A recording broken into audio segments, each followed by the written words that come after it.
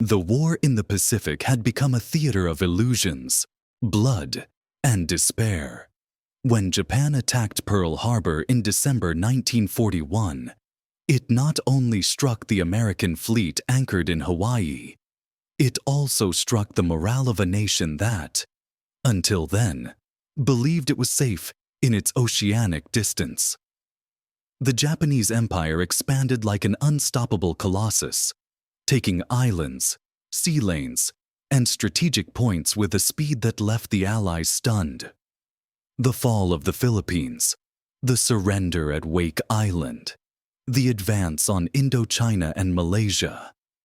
Each victory reinforced the feeling that the rising sun not only illuminated the Pacific, but dominated it. The Japanese believed they had shaped a new order in which their convoys, heavily escorted by destroyers and cruisers, could cross the seas almost untouched, bringing men, supplies, and confidence to their outposts. This was the illusion that dominated Japanese thinking, an illusion that would be brutally shattered. In early 1942, the United States was still trying to figure out how to confront the enemy in such a vast territory, where every mile of ocean seemed to conspire against Allied logistics. General Douglas MacArthur in the Southwest Pacific was under constant pressure. His men were resisting in precarious conditions, poorly supplied and often abandoned by the distance that separated the rear from the front. The only way to stop the Japanese advance was to attack the convoys that carried reinforcements and supplies to the garrisons scattered throughout New Guinea and other strategic regions. But there was a simple, yet colossal problem. Traditional methods simply did not work. Heavy bombers, such as the B-17 Flying Fortress, climbed to altitudes of 20,000 feet to drop their bombs on enemy ships. From such heights, they relied more on luck than on accuracy. Half-ton bombs plunged kilometers through the air and, at the last moment, were avoided by Japanese captains who skillfully turned their rudders. The ocean exploded in columns of water, but the ships continued their journey, intact and mocking the American effort.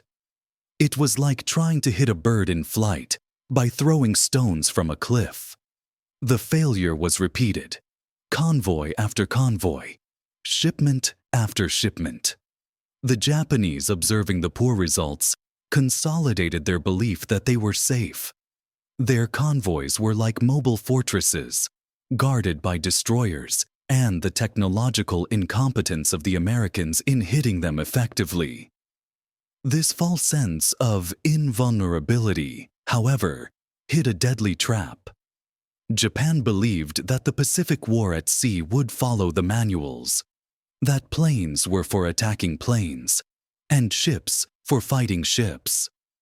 There was no room in their rigid doctrinaire mindset for tactical innovation that broke all the rules. On the American side, on the other hand, desperation bred creativity.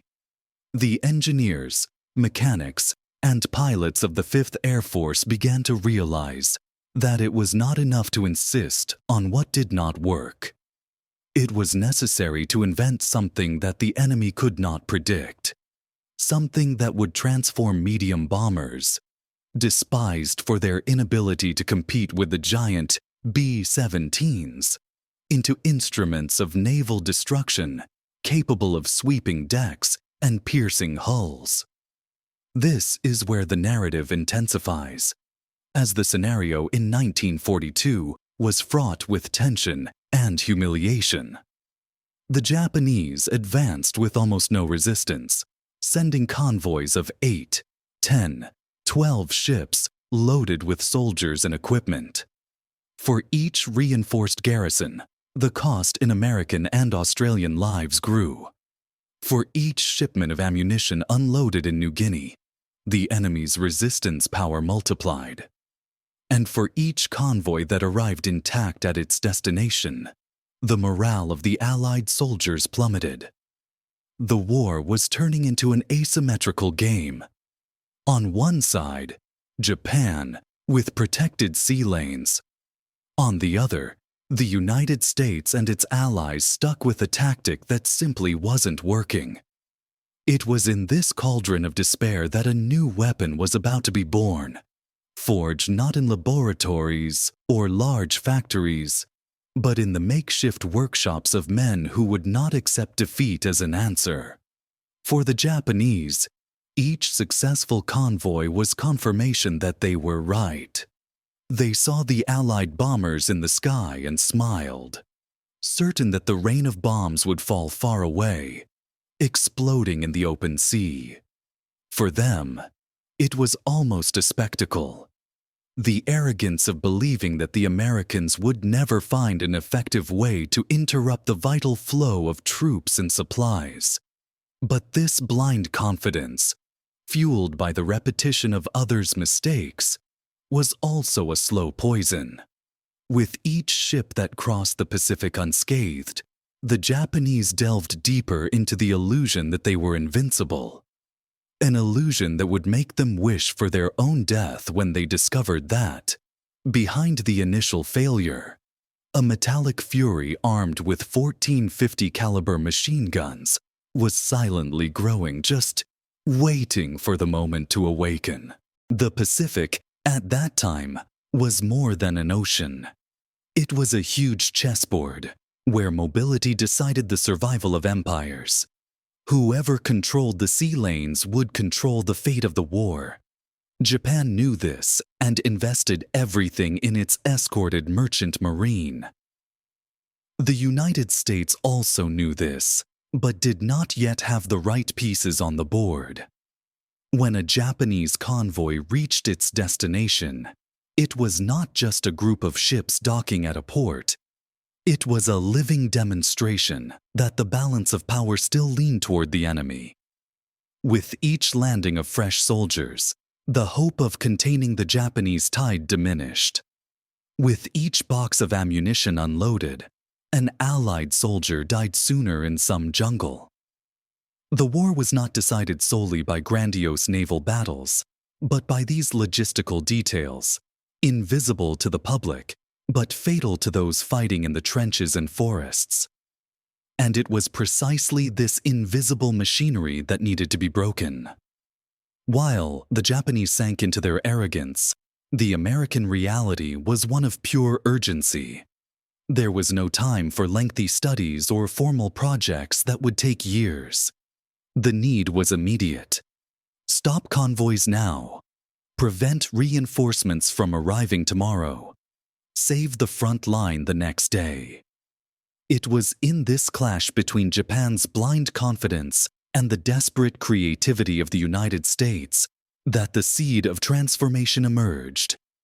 And that transformation had a name, although few knew it yet. The B-25 Mitchell, the medium bomber that the enemy underestimated, about to become the nightmare of the seas. The contrast between these two worlds, that of Japanese certainty and that of American necessity, sets the stage for what was to come. For if, to the Japanese, medium bombers were just distant figures on the horizon, incapable of hitting a moving target, they would soon see those same aircraft appear a few meters above the waves, spitting fire with 14 heavy machine guns, sweeping decks, and silencing the laughter of sailors who once mocked air attacks.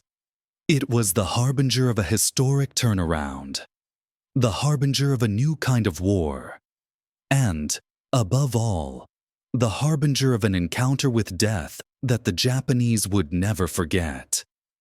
In that scenario of defeat and humiliation, in the midst of a war that seemed to be leaning toward the Japanese side, an unlikely man emerged. Paul Irving, Pappy Gunn, was not a general, nor was he an engineer trained at renowned academies. He was a mechanic, a self-taught man who learned to fly planes with the stubbornness of someone who refused to accept the limitations that fate tried to impose on him. Born in Quitman, Arkansas, in 1899, he dropped out of school in 6th grade. He had no diplomas or titles. What he did have was a practical mind, calloused hands, and an unusual ability to see solutions where others saw only problems. It was this combination of simplicity and genius that would transform him into a legendary figure of the Pacific War. His trajectory up to that point seemed, in itself, a prelude to the war to come. As a teenager, he joined the Navy, dreaming of becoming a pilot. Without the formal education necessary to become an officer, he was destined to be a mechanic. There he learned every detail of aircraft engines, fuselages, and systems. For years, he served on pioneering aircraft carriers such as the USS Langley, the Lexington, and the Saratoga. He flew when he could, always as part of the small elite group of enlisted pilots, a rare group that learned on the job, not from manuals. Later, in civilian life, he used his savings to buy planes and found a small airline in the Philippines, Philippine Airlines. It was a simple life, built with sweat, alongside his wife Polly and their 4 children. The dream of a man who seemed to have distanced himself from war. But then came December 1941, and with it the Japanese attack on Pearl Harbor, followed by the invasion of the Philippines. Papi Gunn saw his family imprisoned in Manila, sent to the Santo Tomas internment camp, while he himself fled to Australia, along with American military personnel who managed to escape. At that moment, he ceased to be just a mechanic and became something greater. Japan had taken his home, his business, and separated his family. What remained was a silent fury and an absolute determination to fight back. Every action from then on would be marked by this mixture of personal revenge and improvised genius. He was a man with nothing to lose and an entire war to win. Upon joining the United States Army Air Corps, he was commissioned as a captain and soon showed what he was capable of. For him, it made no sense to continue sending heavy bombers to safe altitudes, from where they dropped ineffective bombs. It was necessary to get close, so close that gunfire and explosions were inevitable. The very idea of the bomber had to be transformed. The war manuals did not foresee this, but Papi was not a man of manuals. He thought like a mechanic. If the plane did not serve its purpose, it was enough to dismantle it, adapt it, and reinvent it. That's how he came up with the idea of transforming the B-25 Mitchell, a medium bomber often considered secondary to the B-17, into an unprecedented naval destruction machine. The B-25 had ideal characteristics: enough speed to escape fighters, range to cover the vast Pacific, and a robust structure capable of withstanding modifications. Gunn began by removing the conventional bombing equipment, eliminating the nose gunner's role, and replacing it with rows of 50 caliber machine guns. Initially, there were 4, then 6. Before long, there were 14 heavy machine guns pointing forward, transforming the aircraft into a veritable fire-spitting steel scythe. It was as if 3 P-51 Mustang fighters had been compressed into a single fuselage, concentrating firepower in bursts that could sweep the deck of a destroyer in seconds. The Japanese did not yet know it, but this simple adaptation would forever change their notion of safety at sea. But it was not enough to equip the planes with weapons. A new way of attacking had to be created. That's when Papi Gunn embraced a technique called skip bombing, which until then had been almost experimental. The principle was simple but daring. Fly just 50 feet above the sea surface, drop 500-pound bombs so that they ricocheted off the water like skipping stones, hitting the sides of ships just above the waterline, at their most vulnerable point. Meanwhile, nose machine guns cleared the way, sweeping away entire crews of enemy sailors attempting to operate anti-aircraft guns. The synergy was perfect. Machine guns prevented defense, while bombs did the final job. The result would be devastating. The modification process, however, was anything but orthodox. Gunn and his team improvised in the 5th Air Force workshops, often dismantling planes destroyed in combat to salvage usable machine guns. They installed them in the B-25's without formal approval, adjusting mounts and alignments by force, using reused and adapted parts. It was almost an act of organized rebellion, but a necessary one. When the first prototypes appeared, there were those who doubted. Many officers questioned whether it was safe to fly so low, whether it was efficient to risk the lives of entire crews in attacks that seemed suicidal. But Poppy knew that nothing could be more suicidal than insisting on ineffective bombing that had no impact on the enemy. For him, taking risks was inevitable. Wasting time was unforgivable. General George Kenney, commander of the 5th Air Force, soon realized the genius of what was being done. Instead of reprimanding Gunn for violating rules and standards, he gave him carte blanche to modify as many bombers as necessary. The logic was clear. Either they innovated now, or they would be defeated. The war left no time for academic debates. Action was needed. In a short time, entire squadrons of modified B-25's were ready. The pilots began training in the new tactic, flying close to the sea, adjusting their instincts, learning to endure the terror of facing Japanese destroyers head-on. The training was not only technical, it was psychological. It was necessary to teach men to fight in a way that defied all sense of self-preservation, flying low enough to feel the waves splashing against the fuselage. On the other side, Japan continued to believe in its invulnerability. Its commanders were convinced that Allied bombers could only attack in the traditional manner, from high altitude, and that their naval escorts were sufficient to repel any threat. This blind confidence would be their undoing. For when Poppy Gunn's B-25's appeared on the horizon, spitting fire with 14.50 caliber machine guns and dropping bombs that bounced on the waves, no naval doctrine could save them. They were about to face a weapon that did not appear in any war manual, born of one man's anger and an army's desperate need. It was the beginning of a silent revolution that would soon roar with the deafening noise of thousands of shots per minute. The psychological impact of this transformation cannot be underestimated. For the Japanese, it would be a shock to discover that medium-sized aircraft, previously ridiculed as ineffective against ships, were now transformed into ruthless, low-flying predators, spitting heavy bullets and exploding bombs right at the waterline. For the Americans, it meant something even deeper.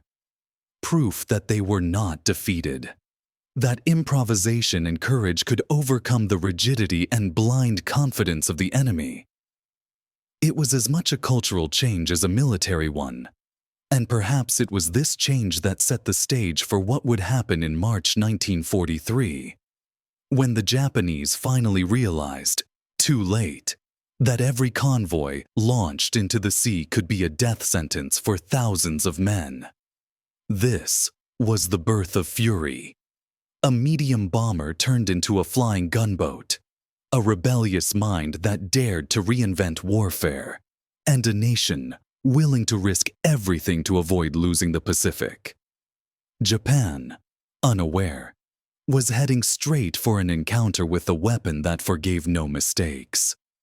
From that moment on, every enemy ship that left Rabaul or any other port carried with it the shadow of an omen, to encounter in the skies not only airplanes, but the deadly roar of 14.50 machine guns ready to tear through steel, wood, and men.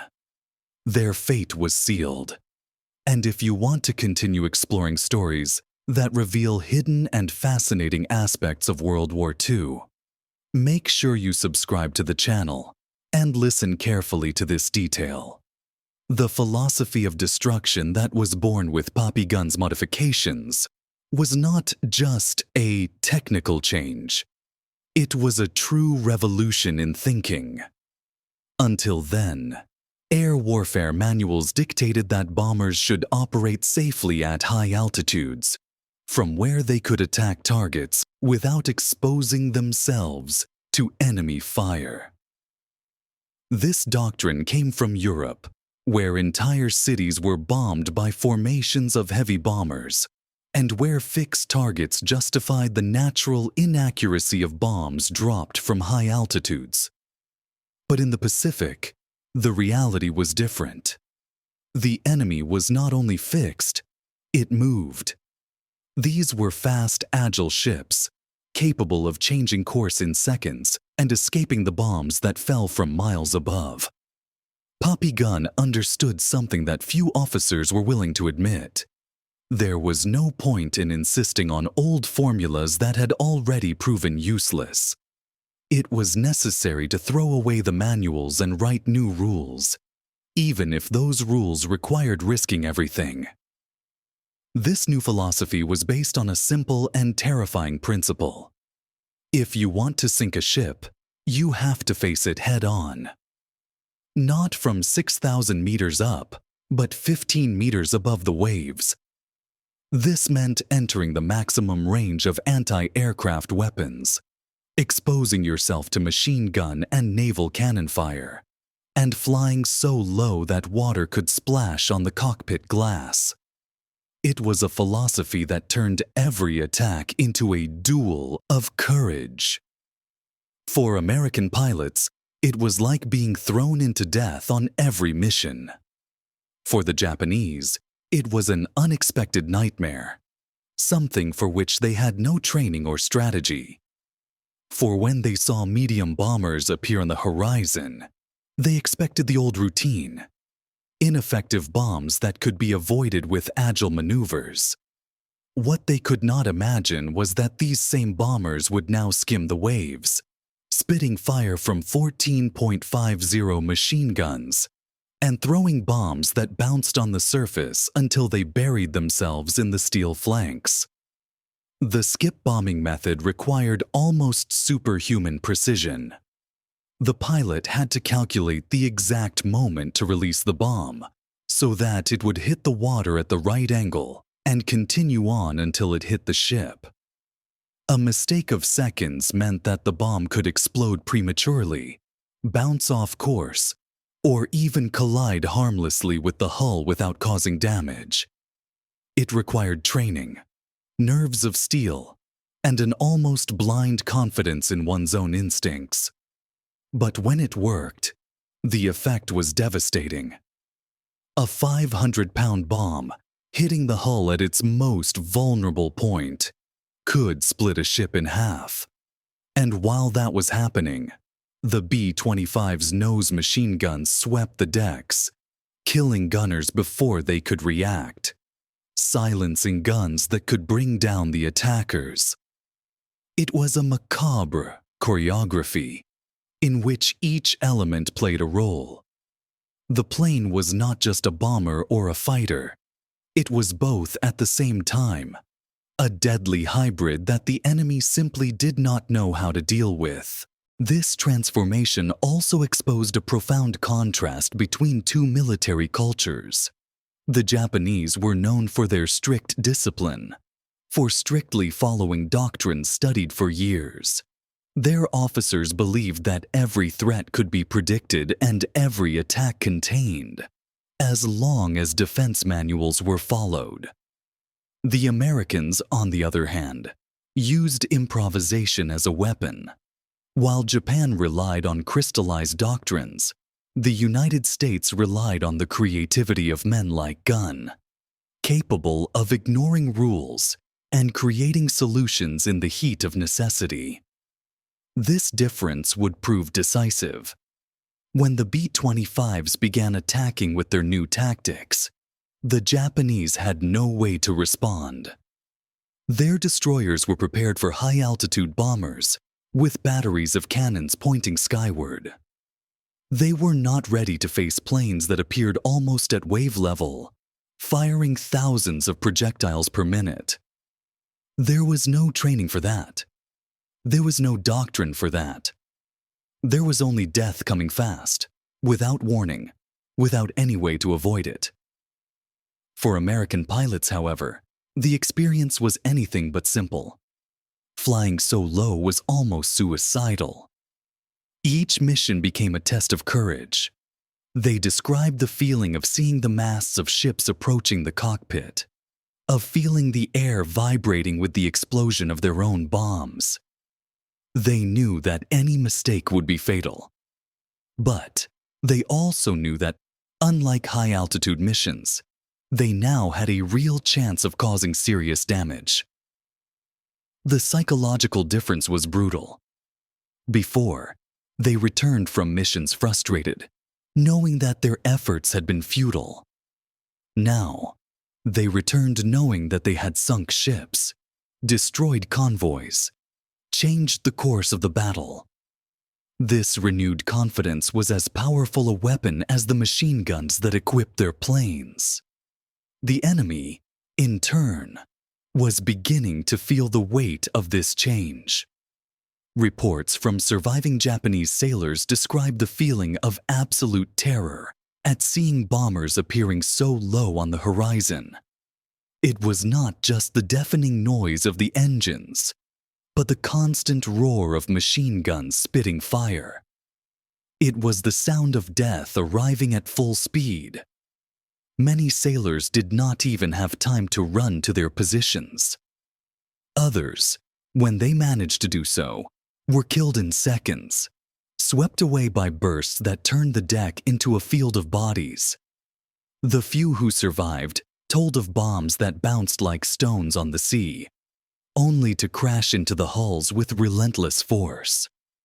For them, the sight of the B-25's was an omen of doom, a cruel reminder that the war had changed. And there was something even more disturbing about this new form of combat: the proximity. From 20,000 feet up, killing was an abstraction. The bombs fell and the targets exploded in the distance, invisible, almost impersonal. But low altitude did not offer that emotional distance. The pilots could see the enemy sailors at their posts. They could see their terrified faces. They could witness the bodies being thrown into the sea. The war became visceral, immediate, almost intimate. Each burst of gunfire was not against a ship, but against flesh and blood men, visible a few meters away. This left its mark on those who attacked, but it also made victory more concrete. There was no doubt about the results. Each mission left ships in flames, hulls broken, survivors desperate. It was war in its rawest and most direct form. Critics might say that this was a suicidal tactic, exposing the planes to unnecessary risks. And indeed, the losses were real. Many crew members never returned, shot down by a hail of anti-aircraft fire before they could drop their bombs. But for Gunn and those who believed in his vision, the balance was still favorable. It was better to lose a few planes and sink entire ships than to spare the crews and allow thousands of enemy soldiers to reach the front. It was cruel math, but war offered no gentle alternatives. In the end, each successful attack saved thousands of Allied lives in future battles. The risk was enormous, but the result was undeniable. This philosophy, which combined improvisation and brutality, showed Japan that its arrogance was a deadly mistake. Until then, they believed that the seas were theirs, that their convoys could cross the Pacific in relative safety. But the fury of 14.50 caliber machine guns showed that there was no longer any refuge. From the moment the B-25's began hunting ships, each crossing became a game of chance. The enemy could no longer rely on routine, could no longer predict attacks. Now, on every horizon, there was the risk of encountering planes skimming the waves, spitting fire, and dropping bombs that destroyed entire ships in seconds. It was this uncertainty, this fear, that began to erode Japanese confidence. It was the beginning of an irreversible change. Japan did not yet know it, but its days of naval supremacy were numbered.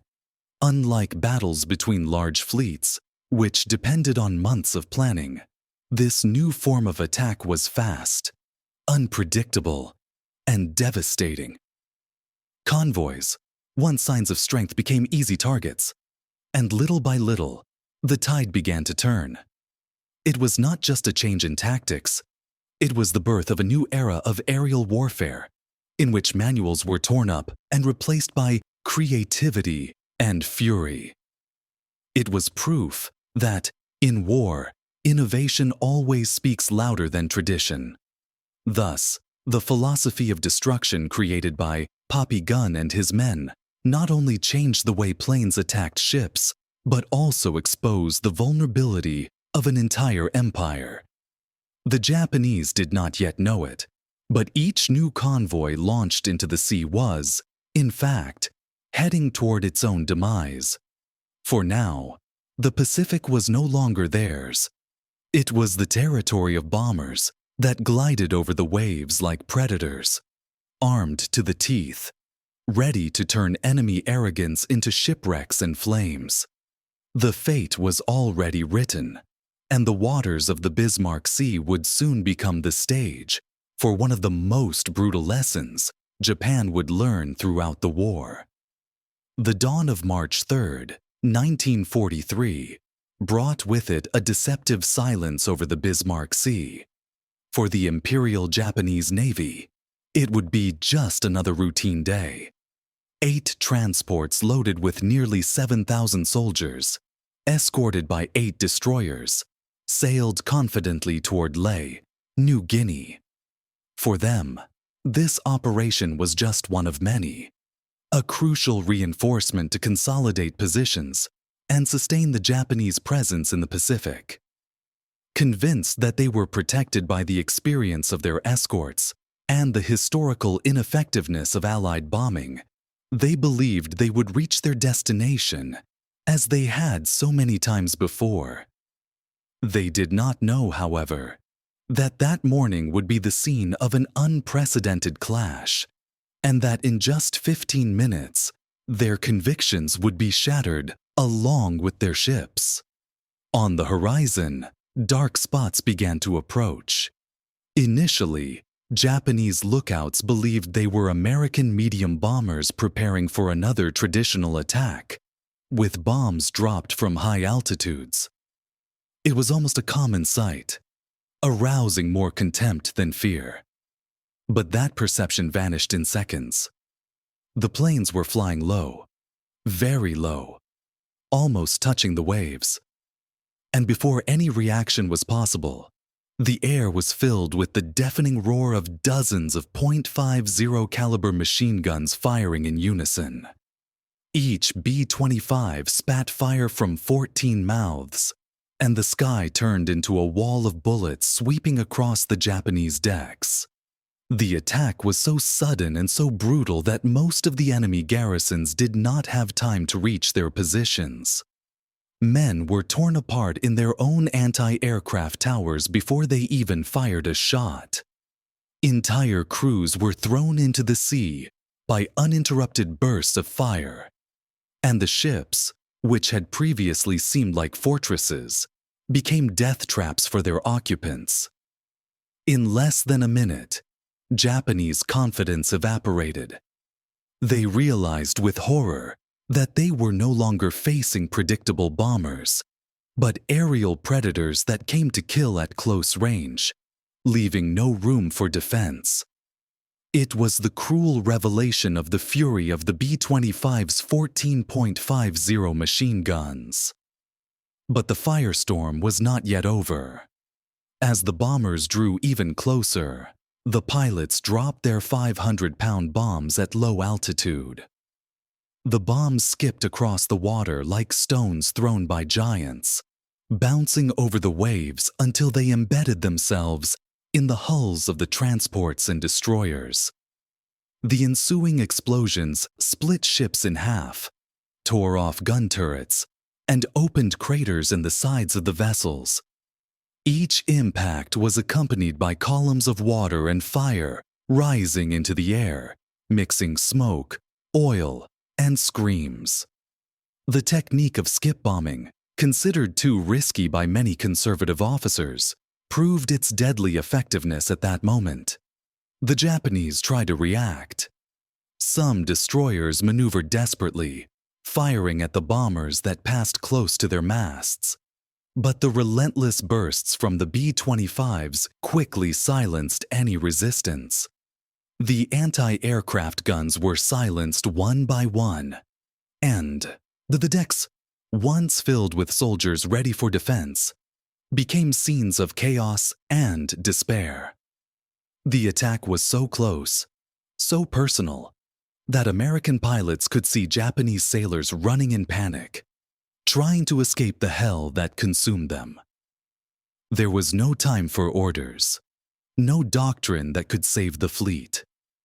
There was only death, spreading with every passing second. In just 15 minutes, the fate of the entire Japanese operation was sealed. 8 transports were destroyed. 4 destroyers lay sunk or in flames. Of the nearly 7,000 soldiers on board, less than 1,200 would reach their destination alive, many of them wounded or adrift, clinging to debris. The Bismarck Sea had become a floating graveyard, a scene of destruction so complete that it seemed to have been written by divine hands, as if the ocean itself had turned against the empire of the rising sun. For the Japanese, it was more than a military defeat. It was the revelation that they were no longer fighting the same war. The strategic impact was immediate.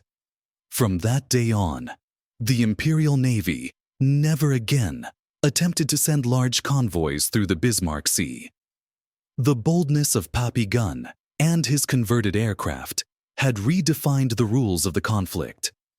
Japan, which until then believed itself to be the master of the seas, now saw its supply routes cut off by aircraft that appeared out of nowhere, impossible to stop, lethal in their simplicity. The battle showed that creativity and adaptation could destroy even a seemingly invincible enemy. It was a turning point, a point at which Japanese confidence began to crumble, and the tide of war slowly began to turn. More than ships, the B-25 sank the very illusion of Japanese supremacy. What happened that day was not just an American victory. It was a brutal message that the war had changed forever. The Japanese wished for their own demise by underestimating the enemy's ability to reinvent itself, believing that old methods would always guarantee their safety.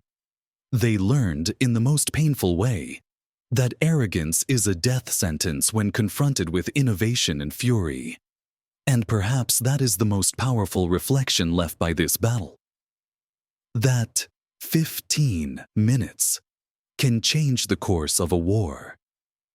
15 minutes were enough to turn steel ships into wreckage, to turn confident soldiers into drifting ghosts, to show that no strategy is eternal when human creativity decides to challenge the rules. The Battle of the Bismarck Sea was not just another chapter in World War II. It was a turning point that proved, in fire and blood, that there is no ultimate weapon, only minds capable of seeing the impossible. What do you think could have been different that day? Was there anything the Japanese could have done to change their fate? Or was the outcome already sealed the moment they underestimated the enemy? Leave your opinion in the comments, because your perspective may bring new angles to our understanding of this decisive episode. If you liked this content, like, share, and subscribe to the channel to follow more stories like this. Thank you for watching,